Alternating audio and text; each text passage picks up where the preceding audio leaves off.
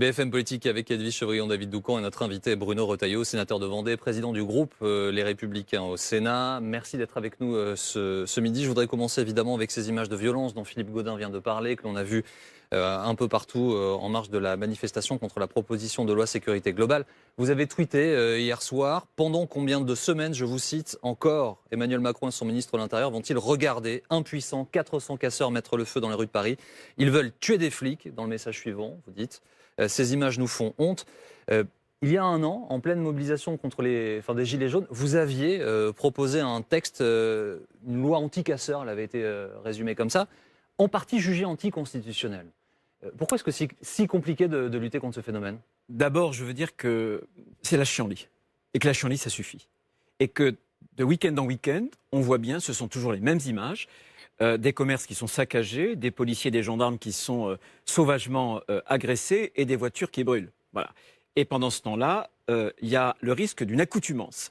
Ça fait des années que j'ai observé ce phénomène parce que j'étais président de région au Pays de la Loire et à Nantes, nous avions très fréquemment le week-end ces casseurs qui venaient et qui s'étaient fait la main avec Notre-Dame-des-Landes. Je considère d'ailleurs que la faute originelle d'Emmanuel Macron en matière de manquement à l'autorité, c'est d'avoir donné raison à ces casseurs, à ces Black Blocs sur Notre-Dame-des-Landes, où je me permets de vous rappeler que nous avions 200 décisions de justice favorables et il y avait un référendum favorable. Alors oui, j'avais ce temps d'avance, si j'ose dire, parce que malheureusement dans ma région, j'avais observé ce phénomène qui est totalement nouveau. Totalement nouveau. On a affaire à une organisation paramilitaire, de gens qui sont très très bien entraînés et qui déjouent les stratégies, parfois un peu trop statiques, des forces de l'ordre. Enfin, c'est nouveau en partie dans l'apparition en France, mais le phénomène il n'est pas du tout neuf. Vous avez raison. Extrêmement bien documenté Vous avez depuis raison. les années 70. Mais en discutant avec des magistrats, en discutant avec les forces de l'ordre, j'avais proposé une loi anti-Black Blocs. Le fait qu'on puisse déjà, dès lors que quelqu'un dissimule son visage dans une manifestation, évidemment, ça n'est pas pour se protéger des coups de soleil, c'est pour éviter qu'on ne le reconnaisse bien. Et j'avais proposé qu'on puisse créer un nouveau délit. Ça a été fait. C'était en partie censuré par le Conseil constitutionnel. Mais je crois qu'il y a une autre étape. Parce qu'aujourd'hui, on peut les attraper, mais il y a un problème de judiciarisation. C'est-à-dire que très fréquemment, on arrive mal, le juge judiciaire arrive mal à montrer et à faire le lien entre l'identité, mais aussi la commission de ces actes qui sont insupportables. Et moi, je propose l'intention en droit. Je propose, puisqu'on voit bien, ça devient un phénomène récurrent qui menace l'ordre républicain et les braves gens. Je propose que l'on crée des brigades anti-Black Blocs, parce qu'il faut réussir sur une longue distance à observer des caméras de vidéoprotection. Il faut observer des réseaux sociaux. Mais ça existe, ça existe ça, Bruno Retailleau. Des policiers passent des heures, mais vous le savez, ils passent des heures à décortiquer des vidéos. Je réclame. Il y a les braves, les brigades d'intervention. On est capable. Je veux rendre hommage, moi, à nos forces de l'ordre, qui sont en première ligne, on le voit bien. Et sans doute que j'y reviendrai pour condamner les propos du président de la République lorsqu'il a été interrogé par... Mais qu'est-ce qu'elles ont de neuf, ces brigades dont vous parlez? Ce que je veux dire, c'est que ce qu'elles ont de neuf, c'est qu'elles seraient instituées un peu comme des brigades antiterroristes. Leur fonction, leur unique fonction, ce serait cette infiltration, ces études des images pour pouvoir prendre des individus et les confondre pour qu'on puisse avoir des incriminations qui les mèneraient directement en prison. Par exemple, l'incrimination d'association de malfaiteurs, par exemple, de bandes organisées. Si on ne tape pas dur et fort, on se condamne à l'impuissance. Et ce qui est terrible, c'est que vous verrez, aujourd'hui, demain, cette semaine, le ministre de l'Intérieur, peut-être le président de la République, avec des coups de menton, des discours martiaux, et vous aurez, samedi prochain, un samedi ordinaire, c'est-à-dire à nouveau ces images que ne supportent plus les Français. David. Donc la chienlit, le désordre, ça suffit. Bonjour Bruno Retailleau. Vous apportez finalement une double réponse, à la fois législative et technique. Est-ce qu'il y a un sujet de commandement? Est-ce que ce que nous constatons tous les samedis, ou presque, dans la capitale, est aussi la responsabilité du préfet de police de Paris, M. Lallement? Est-ce qu'à vos yeux, il fait un bon boulot, ou bien est-ce qu'au contraire, il est un petit peu à mettre en cause dans cette affaire? Moi, ce n'est pas mon problème. D'abord, M. Lallement agit sous la responsabilité, sous les ordres du ministre de l'Intérieur et de son cabinet. Donc, moi, je ne veux pas condamner les lampistes. Simplement, je me borne, moi, puisque je suis législateur. D'abord, je propose toujours. Quand j'émets une critique, elle est toujours suivie d'une proposition. il faut être positif, je pense. C'est ce que j'essaie de faire. Et je suis législateur, donc quand la loi ne convient pas, je fais voter, je propose de nouvelles lois. C'est ce que j'ai fait avec la loi anti-Black Bloc. Mais désormais, il faut que la hiérarchie, effectivement, il faut que le ministre puisse passer au degré supérieur. On ne va pas me dire, on a des services qui déjouent des dizaines et des dizaines d'attentats terroristes. Donc on peut, si on y met les moyens, voilà, que je propose, on peut neutraliser ces individus. Aujourd'hui, il y a un risque, c'est que l'ordre républicain, chaque week-end, il est troublé. Et donc, on ne peut plus le supporter. D'ailleurs, les Français ne l'admettent plus. Bruno Retailleau, bonjour. Bonjour, Les forces de l'ordre sont en première ligne et vous l'avez dit, le président de la République a donné une interview à Brut dans laquelle il disait, il a reconnu l'existence de policiers, je le cite, qui sont violents et qu'il faut sanctionner. Il a dit, j'ai pas de problème à parler de violence policière, mais je le déconstruis, c'est devenu un slogan, je cite toujours, pour des gens qui ont un projet politique. Vous avez l'air de condamner, vous venez de le dire, les propos, en tous les cas, du président de la République. En quoi il vous choque? Ce ne sont pas ces propos uniquement qui m'ont choqué. Moi, je l'ai cité. Je pense, puisque il y a eu la mort du président Valéry Giscard d'Estaing, celle, il y a un an, du président Jacques Chirac, et à chaque fois, on est revenu sur l'histoire, et on a été tenté de leur accoler des adjectifs pour qualifier leur septennat, leur quinquennat. On a dit, par exemple, Jacques Chirac, proche des Français. On a dit Giscard d'Estaing, modernisateur. Je pense que ce qui restera de la présidence d'Emmanuel Macron, c'est le désordre et la discorde. Ce désordre et la discorde viennent d'une chose, qu'on a vu d'ailleurs en jeu dans cet entretien brut, mais qu'on voit en jeu depuis quelques années, depuis le début de son quinquennat. C'est sa capacité à s'adapter au public qu'il a, et à l'instant où il lui parle, il choisit les mots en fonction du public. Ce qui laisse à penser finalement qu'il y a une forme d'insincérité. Par exemple, et là je le condamne, quand il sous-entend que les policiers feraient du contrôle au faciès. C'est extrêmement grave, parce que c'est asséner cette affirmation fausse qu'il y aurait un racisme systémique dans la police. Non, alors vous systémique, faites un raccourci, Bruno Retailleau. Le président de la République est assez précis justement sur ce passage. Est-ce que vous contestez, vous, l'existence de contrôle au faciès dans nos rues, dans nos villes? Moi, je conteste toutes les dérives individuelles. Mmh. Je ne parle jamais de violence policière. Il y a un autre point sur lequel... Est-ce qu'il y a des contrôles au faciès en France? Eh bien, j'espère que non. Et si c'est le cas, il faut les condamner. Les policiers eux-mêmes le reconnaissent. Mais bien souvent, ils disposent de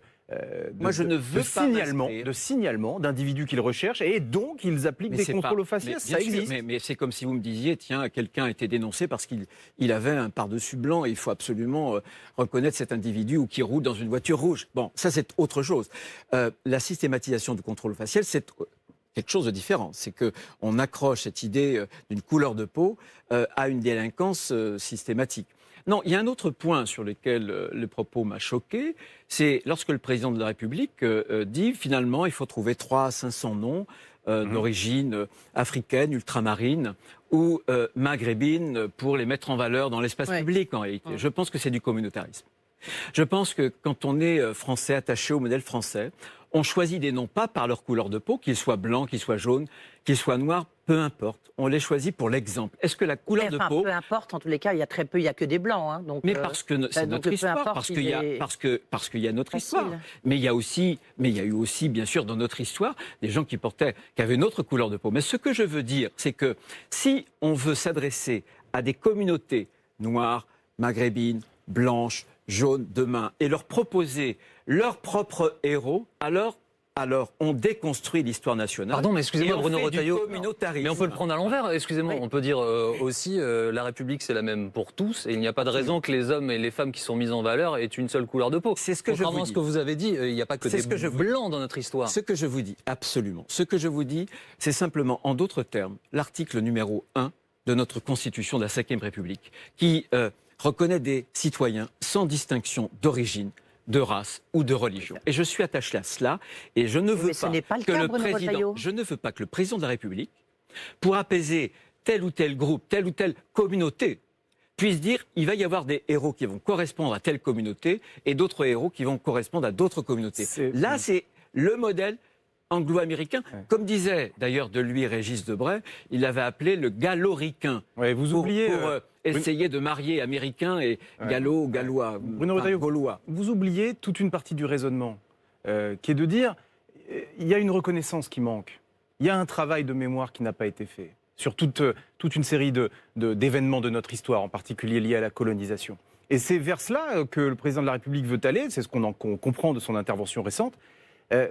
Ça, pour vous, c'est à balayer d'un revers de la main? Il ne faut pas s'en occuper? David Doucan, je suis un passionné d'histoire. Et je crois comme vous, et comme beaucoup d'autres Français, que toutes les grandes histoires des grandes nations mêlent des heures de gloire, des heures lumineuses et des heures sombres.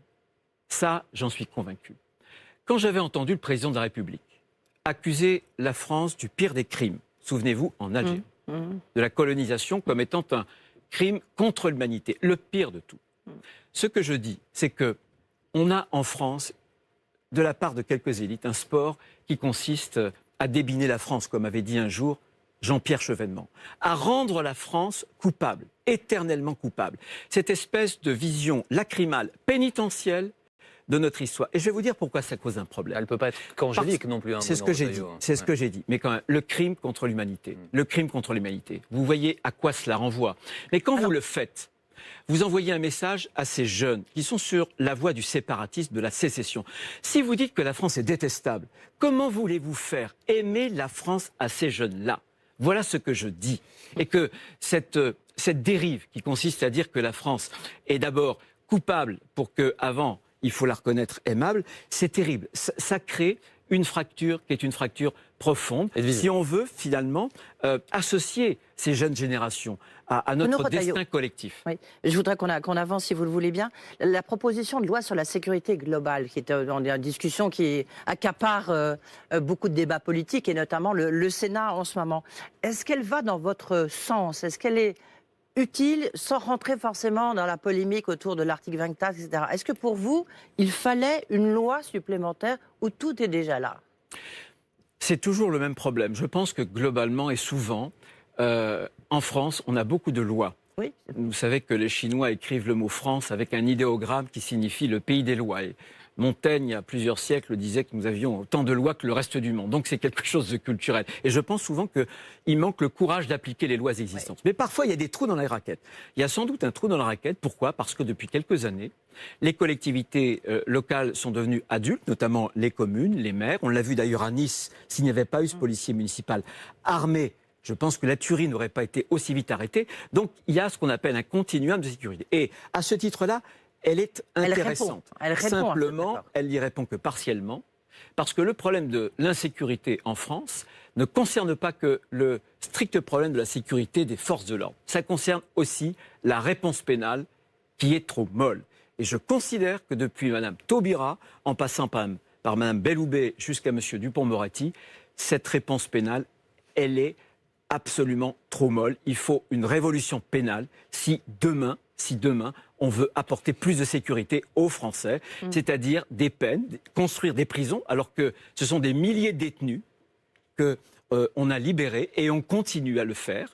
Et il faut, comme par exemple aux Pays-Bas, avoir des peines de prison courtes, construites dans des prisons qui ne sont pas les prisons qu'on connaît, mais dans des centres de courte peine. Il faut que dès lors qu'il y a un délit, une infraction, il y ait une peine et qu'elle soit exécutées. En France, des dizaines de milliers de peines, vous le savez, ne sont pas exécutées. Et il faut une révolution aussi de la profession. Pourquoi? Parce qu'elle est souvent clochardisée, donc il y a des moyens à apporter. Mais surtout, il y a des juges, des magistrats qui rendent la justice, non pas au nom du peuple français, mais d'une idéologie. On l'a vu avec les murs des cons. Et de ce point de vue-là, la partialité, l'impartialité de la justice, c'est un point. Et au-delà de l'indépendance, c'est cette question de l'impartialité qu'il faut. Autre texte qui occupe les esprits en ce moment, c'est la loi visant à renforcer les principes républicains, la laïcité. Le texte sera présenté mercredi en Conseil des ministres avant d'entamer son processus législatif. Les sénateurs républicains, donc votre groupe, avaient demandé une modification de la Constitution sur ce sujet, a été refusée par l'Assemblée nationale. Je voudrais qu'on essaie d'être le plus clair possible, le plus concis possible aussi pour que ce soit clair. Pourquoi? Et ça aurait changé quoi? Ça aurait changé tout simplement beaucoup de choses pour des juges, pour des maires, pour des chefs d'établissement scolaire, pour des présidents d'associations. Nous voulions ancrer dans la Constitution le principe de laïcité en le développant. Parce que le principe de la laïcité, il est connu sans doute de vous et de nos auditeurs, spectateurs, comme étant la contrainte qui s'impose à l'État, la neutralité. Bon, la neutralité vis-à-vis des cultes, etc. L'État ne subventionne, ne reconnaît, on connaît la loi de 1905. Mais qu'est-ce que c'est que la laïcité? Il y a un devoir vis-à-vis des citoyens. Nul citoyen, nul groupe ne peut s'exonérer en fonction de son origine, en fonction de sa religion, du respect de la règle commune. Ça voulait dire quoi? Cette phrase-là que vous vouliez mettre dans la Constitution. Exactement. Ça voulait dire que cette phrase-là, elle est importante parce qu'elle s'adresse. Par exemple, les hôpitaux. Aucune famille ne peut demander, par exemple, à ce qu'une femme soit, comment dirais-je, vue par un médecin femme. C'est aussi pour les piscines, la question des horaires. Nous voulions absolument donner, parce qu'aujourd'hui la République elle est défiée, la norme suprême c'est la Constitution. Et nous voulions donner une assise extrêmement solide dans notre Constitution, dans cette norme suprême, pour arrêter les visées séparatistes de l'islamisme. Pardon ? Pourquoi les députés l'ont-ils refusé ? Mais parce qu'il y a une forme d'ambiguïté, notamment de la majorité du président de la République, qui est une majorité d'ailleurs plutôt à gauche du reste. Hein. Mais je crois que cette ambiguïté de sa majorité, c'est sa propre ambiguïté. Vous vous rendez compte qu'il aura fallu attendre pratiquement la dernière année du quinquennat pour qu'on puisse avoir un texte contre l'islamisme, qu'on ne dénomme même pas d'ailleurs comme tel. Il a changé 3 ou 4 fois de titre, parce que le titre fait peur. Oui. L'ambiguïté le président de la République a essayé de la lever lors du discours des Mureaux, avec des propositions très concrètes et parfois assez radicales, comme par exemple l'interdiction de l'école à domicile. Dans le projet de loi séparatisme qui arrivera mercredi en Conseil des ministres, il y a cette notion, l'idée de dire la scolarisation, ça veut dire on est obligé d'aller à l'école physiquement à partir de 3 ans. Il y a 50 000 enfants en France qui sont concernés par l'école à domicile. Les parents se mobilisent en disant là, nous, on est victime collatérale, en gros, de la lutte contre l'islamisme. Quelle est votre position là-dessus, Bruno Retailleau ? Je ne voterai pas cet article comme je l'ai vu rédigé. Peut-être va-t-il changer. J'attends le texte qui sera présenté en Conseil des ministres mercredi prochain. Mais oui, vous dites peut-être va-t-il changer parce que les conseillers d'État sont en train en ce moment de beaucoup travailler là-dessus. Ils doivent se prononcer demain, d'ailleurs. Je ne suis pas entré dans la technique. Vous le faites pour moi. Merci pour les gens. de faire cette pédagogie. Ouais. Ce que je veux simplement dire, c'est que cet article-là est liberticide. Il y a quand même un paradoxe que je ne m'explique pas. Emmanuel Macron se présente sur la scène internationale comme le héros, comme le champion de la défense de la liberté, contre par exemple des démocraties de l'Est ou d'ailleurs qui seraient des démocraties illibérales. Et que fait-il en France? Il menace la liberté d'enseignement, parce que l'instruction à domicile est une composante. Depuis 1882, la loi Ferry est une composante de la liberté d'enseignement. Il menace la liberté de culte, on l'a vu avec la fameuse jauge stupide de 30 personnes dans les églises, comme dans les chapelles, comme dans les synagogues ou les mosquées. Il menace aussi, bien sûr, la liberté de l'information. L'article 24 de la sécurité globale, je trouve que ça fait beaucoup. Je pense qu'il y a à la fois une forme d'impuissance, mais cette impuissance, souvent, elle appelle une autre forme d'autoritarisme. Voilà, c'est ce que je dénonce. Je pense, moi, que tel qu'il est rédigé, je pense qu'il faut taper les islamistes qui veulent enfermer les petites filles chez eux pour, évidemment, les contraindre et comment dirais-je, les intoxiquer, si mais je ne trouve pas que c'est une bonne idée. On dit, en France, on va à l'école. Voilà. Non, mais les la enfants liberté... vont à l'école. Non, bien sûr. Non, mais c'est exactement... Nous avons voté il y a 1 an et demi une loi sur les écoles hors contrat. On aurait très bien pu dire, on interdit les écoles hors contrat. Il y a des écoles hors contrat, les Montessori, etc. Parce qu'il y a des enfants qui ont besoin de pédagogie différente. Et ça, c'est important. Moi, je suis attaché au principe de liberté, mais une liberté qui doit être un régime d'autorisation contrôlé. Voilà, c'est mon point de vue et je pense qu'au Sénat, je ne serai pas le seul à le porter. On marque une courte pause et nous revenons pour la suite de BFM Politique dans quelques secondes sur BFM TV.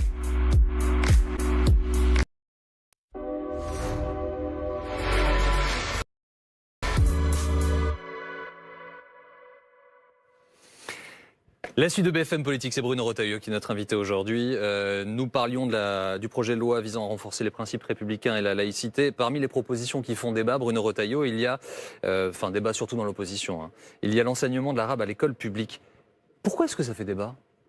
Ça fait débat parce que ça nous heurte, ça me heurte. Je pense que encore une fois, pour revenir à nos fondements, à notre Constitution, à l'article 2, le français, c'est la langue de la République française, c'est tout.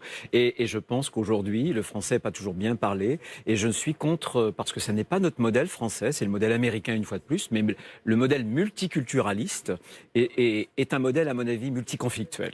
Il ne faut pas rentrer, je pense qu'il faut... Ce qu'on a Mais ça ne vous commun... pose pas de problème pour l'Espagne ou pour l'Italie, par exemple? Non, mais je veux que, très franchement, d'abord, on n'a pas du tout, c'est pas la même langue, c'est pas le même type de langue, mais je veux, moi, que le français soit bien parlé. Je pense que déjà, quand on parle bien une langue, on peut plus facilement passer à d'autres langues. Voilà. Mais vous répondez pas vraiment, parce que en fait, l'idée d'Emmanuel Macron, c'est de dire, cette langue-là, si on l'apprend pas à l'école de la République, beaucoup des enfants qui veulent l'apprendre ou dont les parents veulent qu'ils l'apprennent, vont aller dans des écoles justement où ils peuvent être confrontés à l'islamisme. Oui, mais je sais, justement, malheureusement, c'est aussi ce qu'utilisent les islamistes, cette langue véhiculaire d'un fondamentalisme religieux, mais aussi politique, qu'il faut combattre. Voilà, on n'a pas le même problème, évidemment, avec l'italien, avec l'anglais, etc. Voilà, donc il faut le reconnaître, il faut l'assumer, il faut le nommer, et il faut dire, voilà, nous, on est porteur de valeurs, et ces valeurs-là passent aussi par l'expression, par les mots, par un vocabulaire, par une syntaxe. Voilà, nous sommes une patrie littéraire, comme disait quelqu'un, et notre littérature est écrite en langue française. Bruno Retailleau, vous l'historien littéraire, peut-être président de la République, est-ce que vous iriez sur un média comme Brut? Pourquoi pas? Pourquoi pas? Je pense... C'est pas ce que j'ai contesté, d'ailleurs. Je trouve qu'il excelle, d'ailleurs, en matière de communication, Emmanuel Macron. Je pense qu'il y a des médias qui sont, y compris sur des réseaux sociaux, qui sont des médias qui sont beaucoup plus vus par les jeunes. Et on est entré, c'est vrai, dans une société où c'est compliqué pour un homme politique. Parce qu'il y a une fragmentation de l'audience. Vous en savez quelque chose ici sur BFM. Et chacun est un peu dans sa caverne.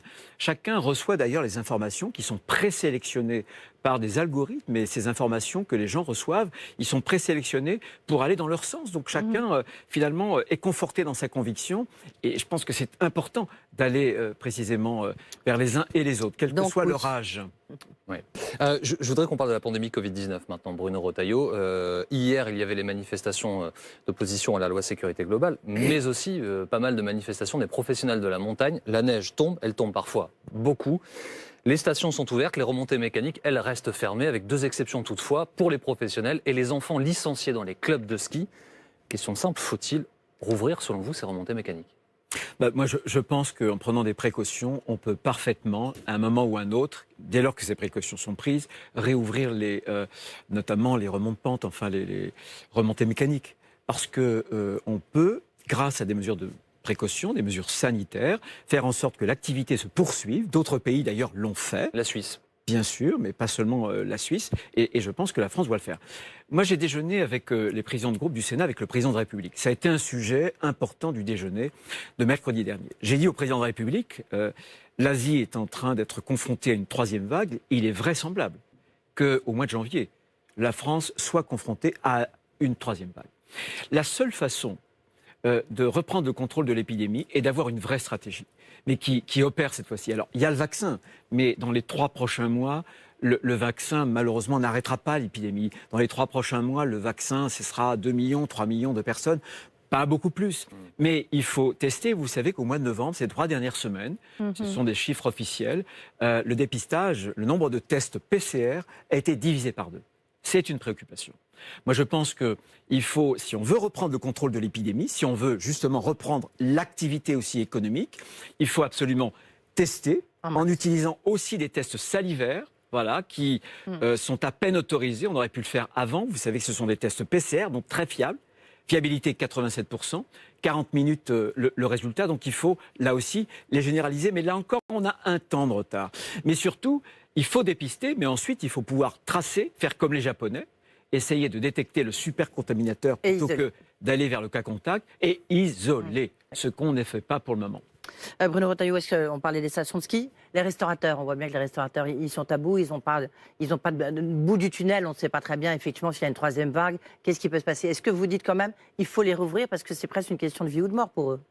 Moi, je pense que on devrait pouvoir les rouvrir avant le 20 janvier prochain, avec un certain nombre de mesures, avec des purificateurs d'air, en obligeant un certain nombre, évidemment, par exemple, de mètres carrés par convive, y compris avec des séparations parfois. Mais si on ne fait pas ça, on va tous mourir guéris. Les députés proposent le 4 janvier. Hein. Les députés exemple, LR, les députés Les Républicains proposent le 4 janvier. Absolument, c'est ça une vous bonne. va En Vous tout faites cas, la même proposition? ça me va.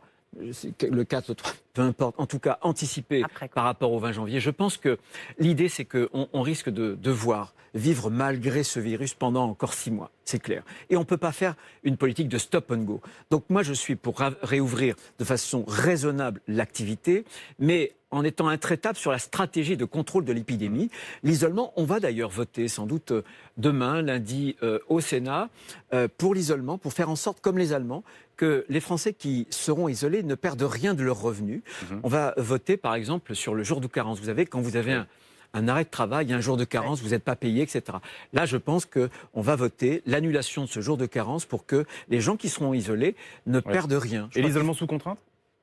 Je suis contre l'isolement obligatoire. Je suis pour un isolement qui soit contrôlé. Par exemple, comme dans des pays, il faut pouvoir appeler les gens. Il faut pouvoir d'ailleurs, comme à Paris, il y a une expérience avec la PHP qui est intéressante, des équipes qui suivent, qui appellent, par exemple, des SMS, mais aussi des appels téléphoniques.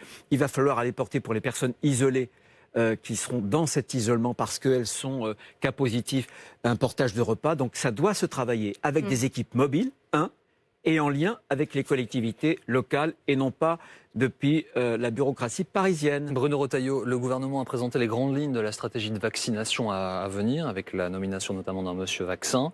On ne va pas rentrer dans le détail pour l'instant, mais en gros... personnes prioritaires plus de 65 ans en EHPAD, les personnels médicaux qui sont eux-mêmes à risque. Est-ce que c'est la bonne stratégie ? Le problème, cette fois-ci, ça n'est pas la stratégie, c'est la déclinaison de la stratégie, parce que c'est un art d'exécution. La seule chose... Donc il n'y a pas de problème pour l'instant, vous dites ? En tout cas, bien sûr, parce que ça n'a pas commencé. Simplement, on est instruit, y compris d'ailleurs avec le vaccin contre la grippe, où on a eu pendant des semaines et des semaines une rupture des stocks. Donc tout ça laisse mal présager, et ce n'est pas du tout la même ampleur en termes d'opération. Moi, je vais vous dire, je suis contre depuis le départ l'obligation. Avec un nouveau vaccin, on ne peut pas obliger les gens, ne serait-ce que parce que, quelles contraintes, quelles sanctions éventuellement. Je pense, le président de la République a fermé la porte à double tour. Il n'est pas question que ce soit obligatoire. C'est la raison pour laquelle je dis que je n'ai rien à dire, si ce n'est que je pense, moi, que, par exemple, pour ce qui concerne les EHPAD, je ne me contenterai pas du personnel soignant fragile. Je ferai l'ensemble du personnel soignant, parce que quand on a une communauté humaine, je pense qu'il faut la faire. C'est une question de pédagogie aussi. Je pense, par exemple, que si demain, pour les EHPAD, le gouvernement ne met pas dans le coup les départements qui sont responsables de ces maisons de retraite, là aussi, ça risque de se mal passer. Et enfin, je pense que comme c'est une affaire de logistique, je pense qu'on devrait recourir beaucoup plus au privé. On l'a vu dans l'affaire des masques. C'est le privé qui a été capable de chercher en Chine des masques. C'est certainement pas la puissance publique, la bureaucratie française. Les assureurs sont mis sous pression très très forte de Bercy et de Bruno Le Maire qui veut un effort beaucoup plus important de leur part. C'est du reste un amendement qui est venu d'un sénateur, Jean-François Husson. Est-ce que vous dites les assureurs, ils ont cherché à se défiler, ils n'ont pas joué le jeu en fait, comme tout le monde a joué un peu le jeu dans le cadre de cette épidémie, de cette crise sanitaire? Jean-François Husson n'est pas n'importe quel sénateur puisqu'il est rapporteur général. Et il a eu raison de déposer cet amendement. Nous en avions déjà déposé au moment du premier confinement. Il y a 2 points, si vous voulez. C'est qu'il y a une rente de situation.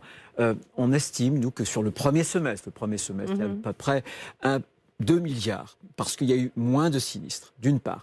Et malheureusement, ces dernières semaines, nous avons été alertés par des PME selon lesquelles des primes d'assurance, en tout cas les cotisations, augmenteraient parfois de 20 à 30%. Nous avons trouvé cette augmentation terrible, hors de sujet, et nous avons indiqué que nous voterions il faut une contribution de la part des assureurs. Je pense qu'à partir du moment, quand il y a une rente de situation, à situation exceptionnelle, il faut une contribution exceptionnelle. Simplement, cet amendement est une sorte d'amendement d'appel. Moi, je préfère, plutôt que des taxes, des tours de table et le consentement des assureurs. Donc, moi, je les appelle aujourd'hui. Les assureurs, Bruno Retailleau, pour expliquer leur point de vue, ils disent, l'augmentation, elle est classique. Deux, ce risque de la Covid-19 n'est pas mutualisable, comme il touche l'ensemble des Français, l'ensemble des professionnels, on ne peut pas partager le risque. C'est leur argument. Des tribunaux ont condamné des assurances parce que le restaurateur avait souscrit à une assurance, par exemple, perte d'exploitation, et au moment où il a fallu que l'assurance paye, elle n'a pas payé. Et ça n'est pas tenable et ça n'est pas justifiable. Ouais, Bruno Retailleau, puisqu'on on commence à parler un peu d'économie, j'ai une question pour vous.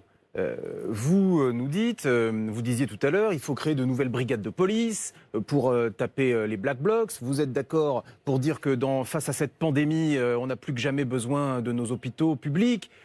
J'en passe. Vous parliez aussi de justice, dont il faut renforcer les moyens. Vous étiez le coordinateur de la campagne de François Fillon et vous promettiez à l'époque aux Français la suppression de 500 000 fonctionnaires. 500 000 sur le quinquennat si votre candidat avait gagné. Avez-vous changé d'avis? Je n'ai pas changé d'avis, simplement les conditions ne sont plus du tout les mêmes. Mais le point fondamental est le suivant. On voit bien en France que la question de l'efficacité de l'État, ce n'est pas la question des moyens. Parce que si c'était vraiment le cas, nous serions en France, nous qui avons la dépense publique mondiale la plus élevée, nous serions à l'avant-garde de la prospérité et du bonheur. Or, ça n'est pas le cas. Deux exemples. Pourquoi est-ce que nous sommes l'un des pays à mettre le plus d'argent dans la santé alors que nous sommes au 4e ou 5e rang pour la mortalité pour le Covid? Pourquoi? Pourquoi est-ce que nous sommes un des pays à mettre le plus d'argent dans l'éducation alors que les classements internationaux nous relèguent au-delà de la 20e place? Donc faire mieux avec moins de monde. Vous dites faire mieux avec moins de monde. Mais bien sûr. Regardez par exemple l'hôpital, parce que je vais être très concret.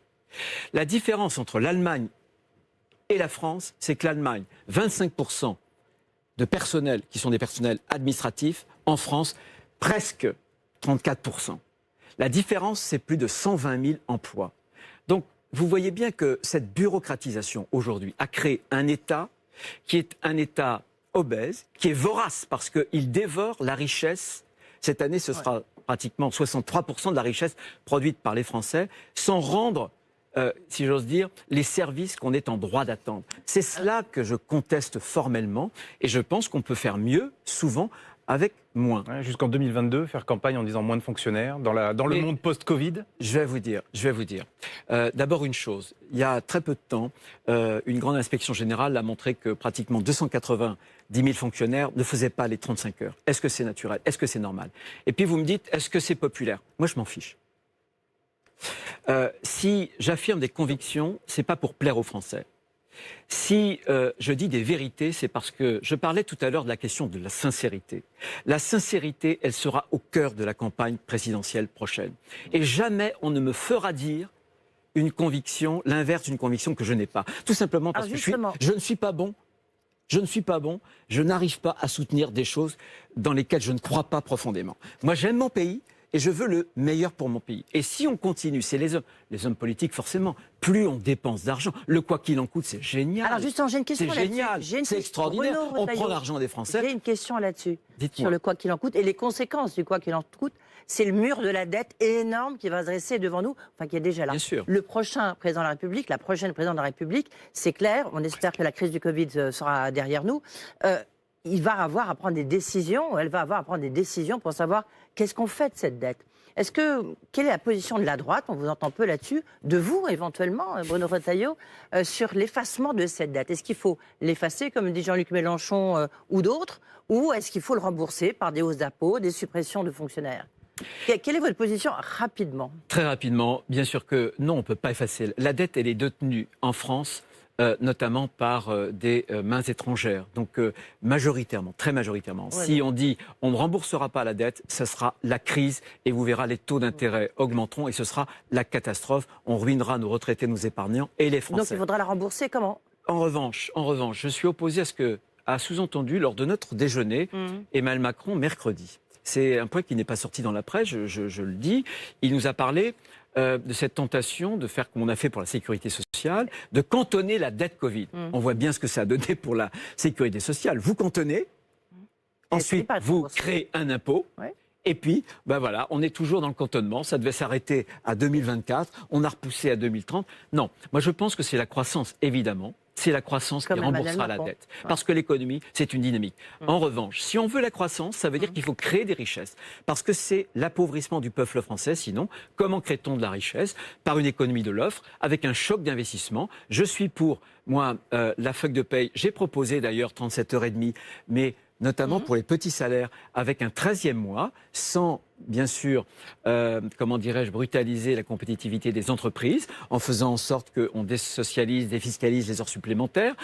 2h30 de plus par semaine, ça veut dire dans une année en l'annualisant, ça veut dire aussi un certain nombre de points, notamment pour les PME, les ETI, en essayant de fusionner les mécanismes de participation et d'intéressement. Bref, je pense qu'on peut parfaitement, avec de l'investissement et avec ce choc qui concerne la revalorisation du travail, se tirer d'affaire.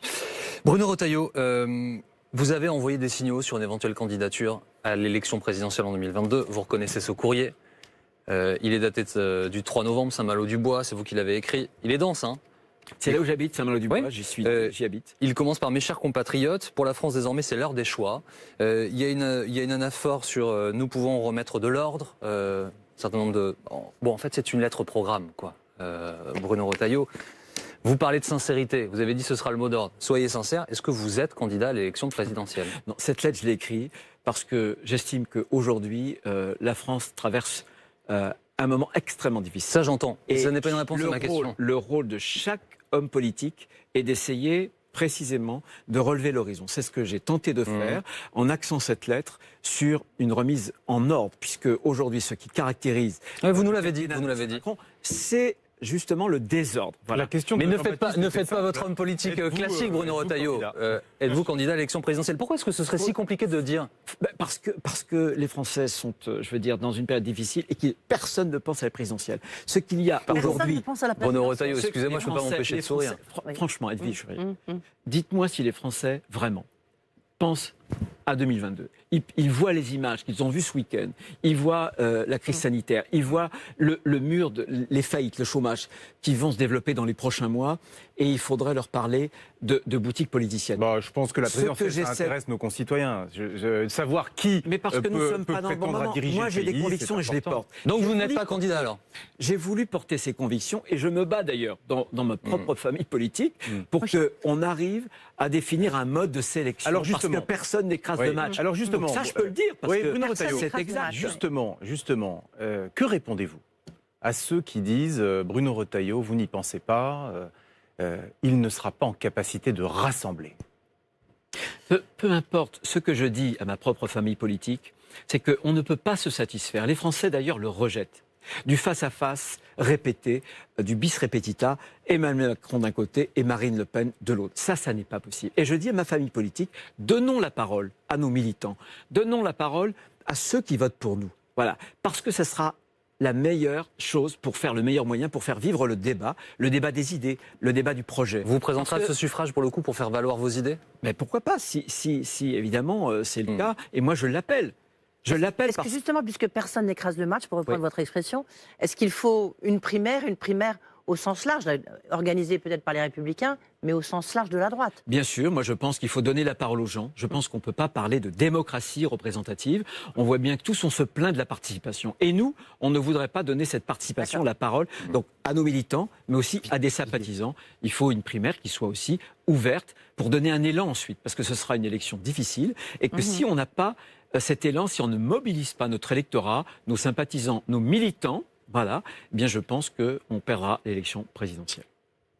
D'accord. Qu'est-ce que vous diriez, Bruno Retailleau, à l'électeur de droite En fait, pourquoi est-ce que cet électeur de droite, il voterait Retailleau plutôt que Macron? En tout cas, je sais pourquoi il ne voterait pas Emmanuel Macron. Emmanuel Macron, c'est une contrefaçon des idées de la droite. Il fait du faux semblant. Est-ce que la politique pénale d'Emmanuel Macron est une politique de droite? Non, ça consiste à faire le minimum de places de prison et à libérer des détenus. Jamais il y a eu autant de délinquance, de désordre dans la rue. Est-ce que Emmanuel Macron fait une politique migratoire de droite? Non. On va traiter de l'islamisme, du terrorisme, et il n'ose même pas parler de l'immigration. La France, aujourd'hui, est le pays qui a ouvert le plus ses vannes. C'est le pays qui, malheureusement, par rapport aux pays d'Europe, est par exemple Bruno le premier pays pour le rebond des déboutés du Deux mots droit d'asile. rapidement, s'il vous plaît. Justement, chez nos confrères du Parisien, ce matin, il y a un grand entretien du général Pierre de Villiers, que vous connaissez bien, hein, par ailleurs. Très bien. Est-ce qu'il serait un bon candidat pour la droite? C'est quelqu'un de très bien, d'abord Pierre de Villiers, et je pense qu'il faut le croire, sur parole. C'est un homme. Alors lui, c'est un homme sincère. Lui, c'est un homme sincère, et quand il répète que sa trajectoire, ça n'est pas l'élection présidentielle, je crois que c'est un homme qui est animé d'un amour profond de son pays. Il est profondément patriote. Il voit bien que le pays est en train de dégringoler. Et il veut contribuer justement à une forme de renaissance. Il y contribuera. Je ne pense pas qu'il veuille y contribuer en se présentant à l'élection présidentielle. Encore une fois, il le dit lui-même, ça n'est pas moi qui le dis. On va terminer cette émission avec des questions un peu plus personnelles, Bruno Retailleau.